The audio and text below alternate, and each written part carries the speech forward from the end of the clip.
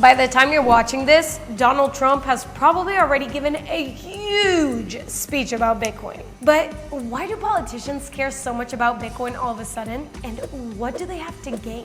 Let's mine deep. First things first, the obvious. If it will get votes, a politician will probably say it.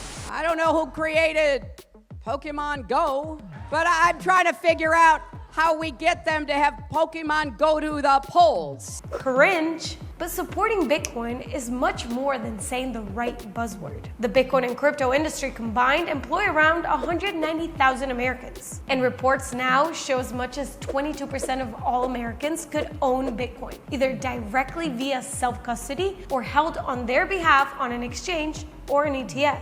Some politicians have gone out of their way to shun Bitcoin, appealing to law and order as a reason to strike it down. Crypto plays a role at every stage in the illicit fentanyl trade, and they get paid in crypto. The problem with attacking Bitcoin is that it isn't a persuasive argument. You're literally telling people to stay away from an asset with a historical record of appreciating 50% per year. If those people take your advice, eventually it'll bite you in the ass. Buy Bitcoin, opt out of inflation. Any Canadian who listened to him would have lost more than half their life savings. Donald Trump was sort of one of those people for a while. Bitcoin, it just seems like a scam. I don't like it because it's another currency competing against the dollar. But to his credit, he's turned the page on calling Bitcoin a scam and now supports it with major presence in the Bitcoin community. Hello, Bitcoiners. Thank you very much. Hello, it's good to be with you. So why the sudden change of heart? Are there really that many Bitcoiner votes to be won? Isn't it a whole Bitcoiner thing to hate politicians and central banks? In the end, it all comes down to game theory. Wherever Trump and the GOP are getting their info on Bitcoin from, they hit a key point, which is that if your country doesn't adopt Bitcoin, somebody else's country will, and get a head start. America first.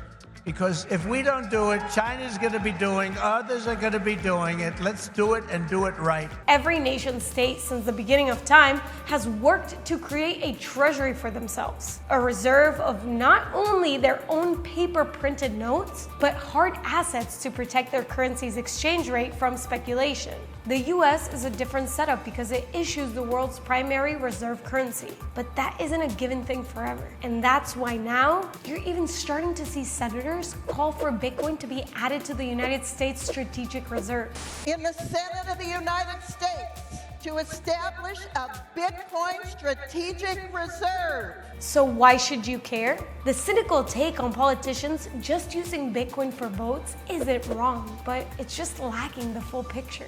If just promising nice things to get free votes was all it took, you'd hear more politicians promising to give away free Starbucks, Netflix subscriptions, or student loan payments. Oh, wait. But adopting Bitcoin isn't just about saying the right thing. It's about doing the right thing. The US has fallen drastically behind in terms of Bitcoin adoption due to regulatory burden, preventing Bitcoin startups from entering the market without an army of lawyers behind them. Any politician that promises to clean this up not only wins those self-interested votes, but sends a clear signal to other countries that a new player is on the block.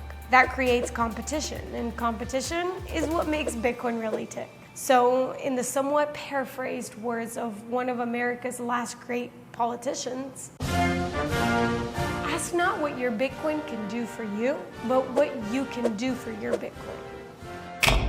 Don't miss Max Keiser Backstage.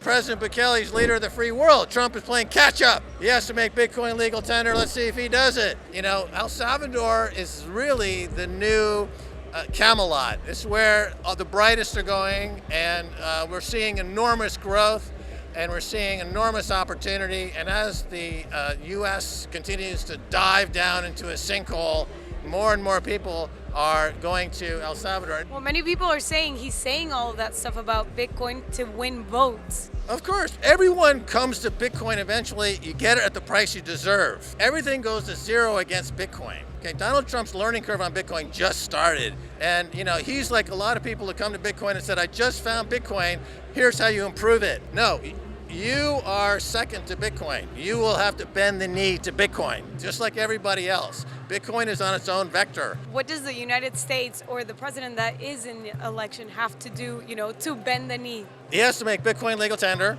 He has to start putting Bitcoin on the treasury of the U.S. government, and he has to start in the Bitcoin global hash war. Every country is not going to be adding Bitcoin to their reserve status to compete in the global hash war in the 21st century. That's World War Bitcoin. You have to have Bitcoin. It's a mad scramble to get more Bitcoin because the fiat money world is collapsing. So if you want to win World War Bitcoin, you need to start accumulating and hoarding and buying and stacking Bitcoin aggressively as soon as possible. And that's hopefully the U.S. is already far behind.